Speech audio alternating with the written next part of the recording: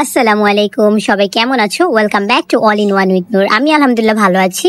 আর এই তো আজকে চলে আসলাম তোমাদের সামনে ছোট্ট একটি ব্লগ নিয়ে, যেটা ছিল আমার পেজের একটা অর্ডার, যেখানে দুটা টাপ কেকের অর্ডার ছিল, চকলেট টাপ কেক। সেগুলোই বানিয়েছিলাম আমি। ইফতার আগ মুহূর্তে বানানোটা শুরু করি, যেমন দুপুর 3টা বাজে আমি কেকটা বেক করি, তারপরে ওটাকে এনে দেন ডেকোরেশন করতে হয়, কারণ অর্ডারটা ছিল সন্ধ্যার পরই।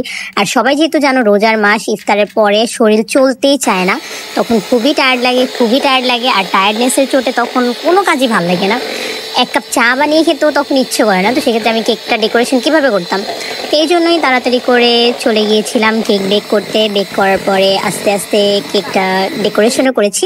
আলহামদুলিল্লাহ কাস্টমার স্যাটিসফাইড, আমার রিলেটিভ।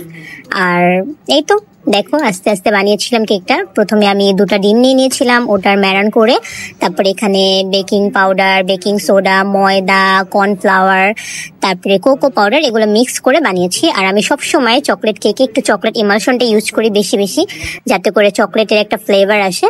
আর সব শেষে বাটার মিল্ক দিয়েছিলাম, আর দিয়েছিলাম ভ্যানিলা এসেন্স।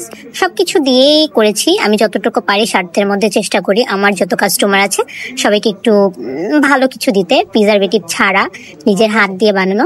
তো এই তো সবকিছু করার পরে কেকটা মোল্ডে দিয়ে আমি মাটির চুলায় সবসময় বেক করি, তো আমাদের ছাদে মাটির চুলা আছে, ওখানে বেক করে নিয়ে এসেছিলাম। আর কেকটা এত সুন্দর হয়েছিল, এত ময়েস্ট আর এত ফ্লাপি হয়েছিল।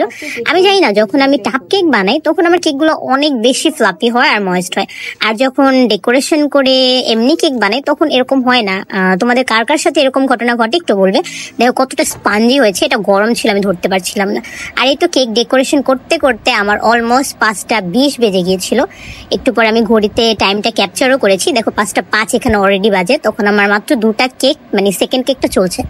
তাই তো বানিয়েছিলাম। আর টাপ কেক বানাবো বা ঘরে কোনো কেক বানাবো আর আমার ঘরে কেক হবে না, সেটা তো হয় না।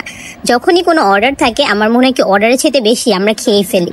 অর্ডার করে আমি যেটাকে ইনকাম করি তার চেয়ে বেশি খেয়ে ফেলি। আর পরে ছিল ছোট্ট একটি মিনি জার কেক, এটা ছিল একজনের জন্য। যাই হোক, তোমরা যদি কেউ অর্ডার করতে চাও তাহলে আমার পেজ নূর কেকস হোম, ওটার মধ্যে মেসেজ করো, হোয়াটসঅ্যাপে মেসেজ করো, নক দিও। আমি সচরাচর কেরানীগঞ্জ, খোলামুড়া আর লালবাগ, কামরাঙ্গীরচর এসব জায়গায় আপাতত ডেলিভারি দিয়ে থাকি। তো তোমরা সবাই ভালো থেকো, আর আমার পেজটাকে like, comment, share and follow করে দিও। সবাই ভালো থেকো, আল্লাহ হাফেজ।